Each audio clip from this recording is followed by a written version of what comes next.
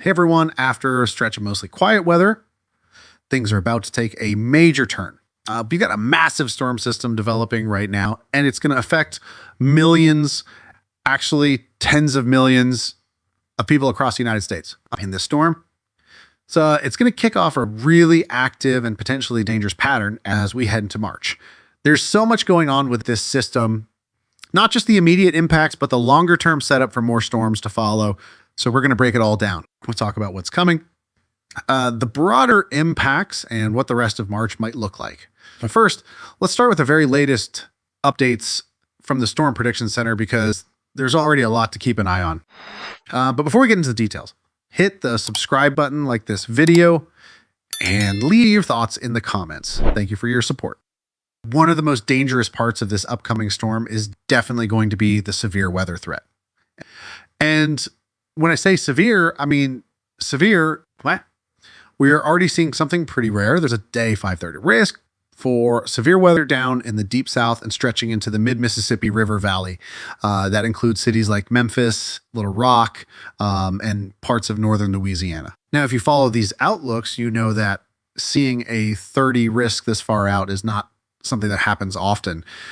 In fact, yesterday, this was a day 630 risk area. And for it to maintain that level of concern as we get closer is a strong signal that this is going to be a high-end event. And that risk isn't going anywhere. It looks like this will continue to be a very serious situation as we get into the day one outlook early next week. But that's not all. As we look ahead to Wednesday, March 5, the severe weather risk expands even more.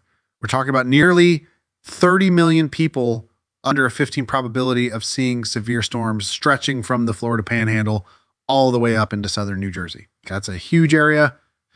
And when you're seeing this level of concern this far out, it's a pretty big deal. It tells us the models are picking up on a consistent and dangerous signal for widespread severe weather. So naturally, the question is, what's going on here? Why is this storm shaping up to be so dangerous? One of the big reasons is the wind profile. Every time we get new model data, the situation just looks more concerning. The numbers keep trending upward, and the setup is getting more and more ominous. We've been talking a lot about wind shear and the low-level jet stream. And the data we're seeing now shows winds around 70 to 80 knots, just a few thousand feet above the ground.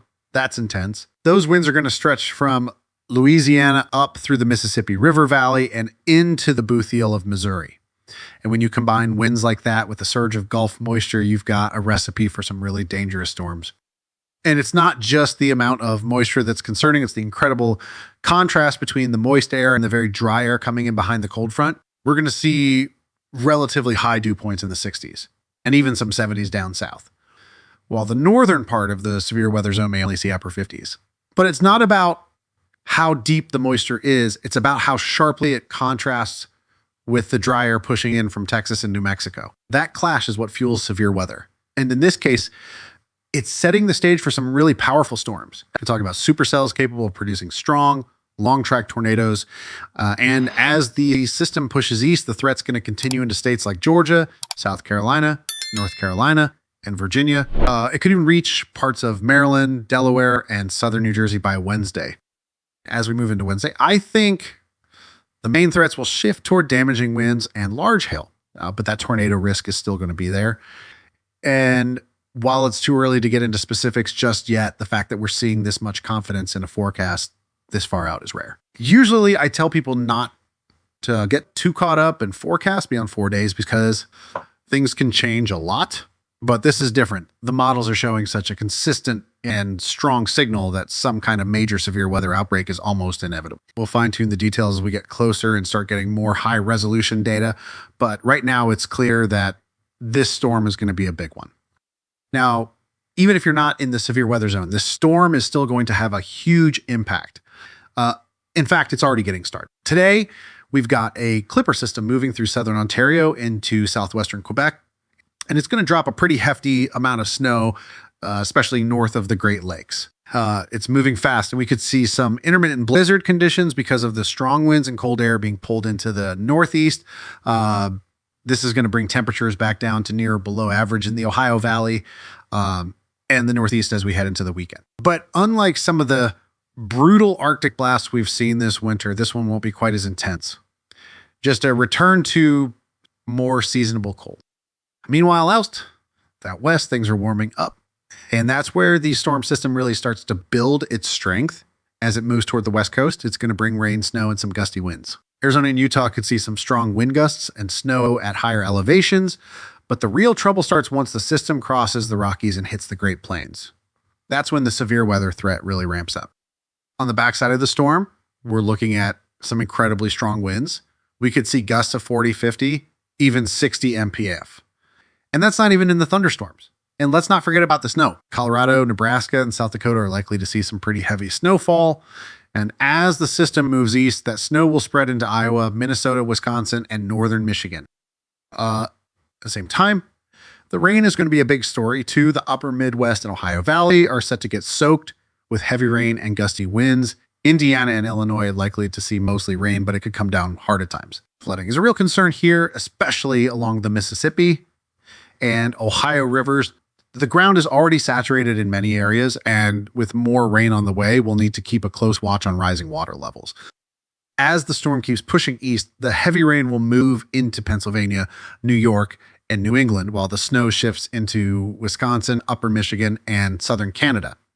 And let's not forget, the strength of this storm is unusual. A 985 millibar low pressure system, like this is something we usually see in the dead of winter, not early March. That's a big part of why this storm is packing such a punch.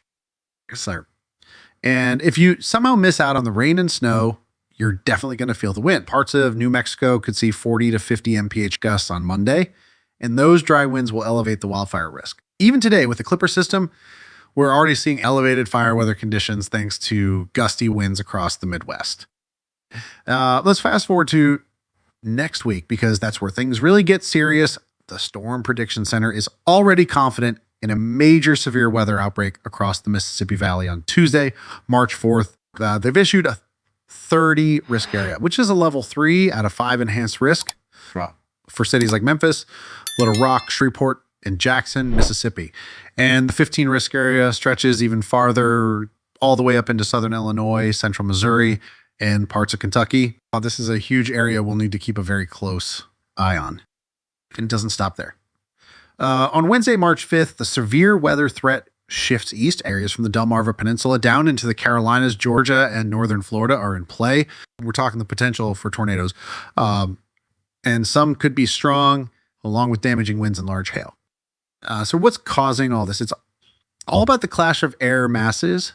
A deep trough is diving into the west, bringing cooler air into California, Nevada, and Arizona. Out ahead of it, we've got a ridge of warm air, and where those two collide, that's where things get dangerous. As this trough moves east and becomes negatively tilted, which is a key signal for big storms, it's going to set the stage for some very significant weather. By Monday, March 3rd, we'll start to see the first signs of this system. Snow will fall in the Rockies and the Sierras, while heavy rain moves into parts of California. By Tuesday morning, 2 low pressure systems develop, one near Wisconsin and a stronger low over western Kansas. This setup brings heavy rain, severe thunderstorms, and even blizzard conditions on the backside across the Midwest.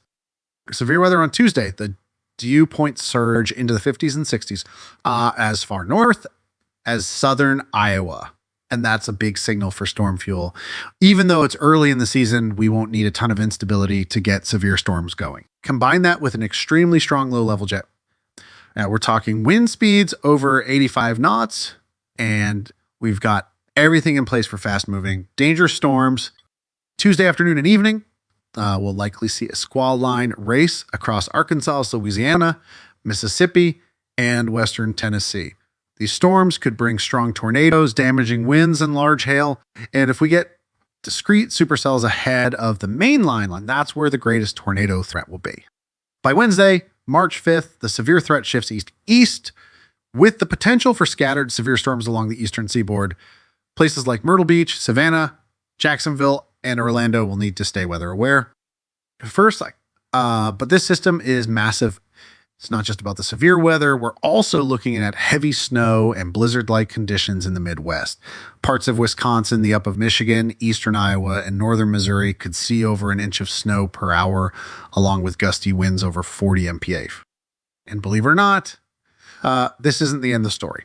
As we head into the second week of March, another major storm system takes shape. This one could be even warmer and more widespread, bringing the severe weather threat even farther north into cities like Chicago, Kansas City, Detroit, and Indianapolis. So if you haven't yet, hit that subscribe button. Also, if you found this video helpful, please give it a thumbs up and share it with your friends and family, especially those in areas threatened by severe weather. The more people who stay informed, the safer we'll all be. Thanks so much for watching. See you in the next update.